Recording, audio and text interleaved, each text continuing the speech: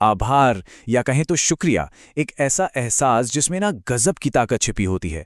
आज हम एक ऐसी ही कहानी सुनने वाले हैं जो हमें दिखाएगी कि कैसे बिना शोर किए खामोशी से दिया गया धन्यवाद भी दिलों को छू सकता है। चलिए शुरू करते हैं। तो कभी सोचा है कि जब स्कूल की घंटी बजती है और सारा शोर एकदम से थम जाता है, तो उसके बाद क्या होता है? असल में दिन के उस हंगामे और अगली सुबह की शांति के बीच एक कहानी छिपी होती है। जरा सोचिए, दोपहर के वक्त एक क्लासरूम कैसा दिखता है।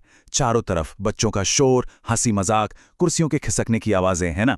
और फिर अगली सुबह वही कमरा एकदम शांत, ब्लैक बोर्ड बिल्कुल साफ, फर्श चमकता हुआ, हर चीज अपनी जगह पर। मतलब ये बदलाव होता कैसे है आखिर? नहीं, ये बदलाव किसी जादू से तो नहीं होता था।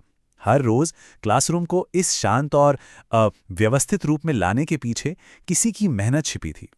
तो हुआ यूं कि एक दोपहर अर्जुन नाम का एक स्टूडेंट अपनी पेंसिल छीलने के लिए क्लास में ही रुक गया, और तभी उसकी नजर कमरे के उस कोने में गई जहां कुछ ऐसा हो रहा था जो रोज होता था, पर जिस पर उसने या शायद किसी ने भी कभी गौर नहीं किया था। उसने देखा कि क्लासरूम हेल्पर बिल्कुल चुपचाप ब्लैकबोर्ड साफ कर रहे हैं। उनके हाथ बहुत धीरे धीरे, बहुत ध्यान से चल रहे थे, पर न किसी ने उनसे बात की, न किसी ने उन्हें शुक्रिया कहा। मतलब वो जैसे वहां थे ही नहीं, किसी का ध्यान ही नहीं गया उन पर। और बस यही वो पल था जब अर्जुन के मन में एक ख्याल आया कि अरे, ये तो हर रोज ऐसा करते हैं और हम तो कभी ध्यान ही नहीं देते। पता है, ये सिर्फ एक छोटी सी सोच थी, लेकिन इसका असर बहुत बड़ा होने वाला था। तो चलिए अब देखते हैं कि कैसे ये एक सोच एक छोटे से लेकिन बहुत ही मतलब वाले एक सार्थक काम में बदल गई। उस रात भी जब अर्जुन अपनी स्टडी टेबल पर बैठा ना, तो भी उसके मन में वही ख्याल घूम रहा था। उसने तय कर लिया कि वो इस एहसास को सिर्फ एक सोच बनकर नहीं रहने देगा। फिर क्या था, उसने एक कागज का टुकड़ा उठाया और लिखना शुरू कर दिया।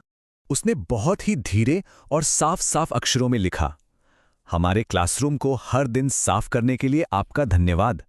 इससे हमें बेहतर सीखने में मदद मिलती है। देखिए, शब्द कितने सरल थे, लेकिन उनमें भावनाएं बिल्कुल सच्ची थीं। तो चलिए अब इस कहानी के सबसे दिलचस्प हिस्से पर चलते हैं।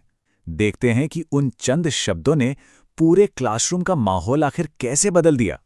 अगली सुबह जब टीचर क्लास में आईं, तो उन्हें मेज पर वो नोट मिला। उन्होंने उसे उठाया और फिर पूरी क्लास के सामने जोर से पढ़ा। और जैसे ही टीचर ने वो नोट पढ़ना खत्म किया ना, पूरे कमरे में एकदम सन्नाटा छा गया। Pin drop silence. हर कोई बस चुपचाप सुन रहा था। जो क्लासरूम हेल्पर थे, वो अपना काम करते करते अचानक रुक गए। उन्होंने हैरानी से ऊपर देखा। पहले तो यकीन ही नहीं हुआ, फिर उनका वो थका हुआ चेहरा धीरे धीरे नरम पड़ा और फिर एक चौड़ी सी मुस्कान में बदल गया। उन्होंने बहुत ही धीरे से कहा, धन्यवाद। बस एक शब्द, लेकिन उस एक शब्द में ना जाने क्या क्या छिपा था। हैरानी थी, खुशी थी और सबसे बढ़कर सम्मान का एहसास था।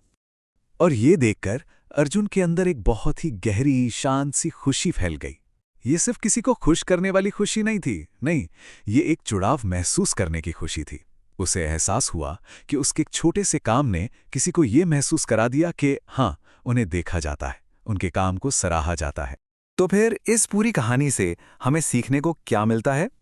असल में यह हमें आभार यानी ग्रैटिट्यूड के असली मूल्य के बारे में सिखाती है। देखिए, आभार का मतलब सिर्फ थैंक यू कह देना नहीं होता। इसका असली मतलब है किसी को सम्मान देना, उन्हें ये याद दिलाना कि उनका काम, चाहे वो कितना भी छोटा क्यों न लगे, वाकई में मायने रखता है।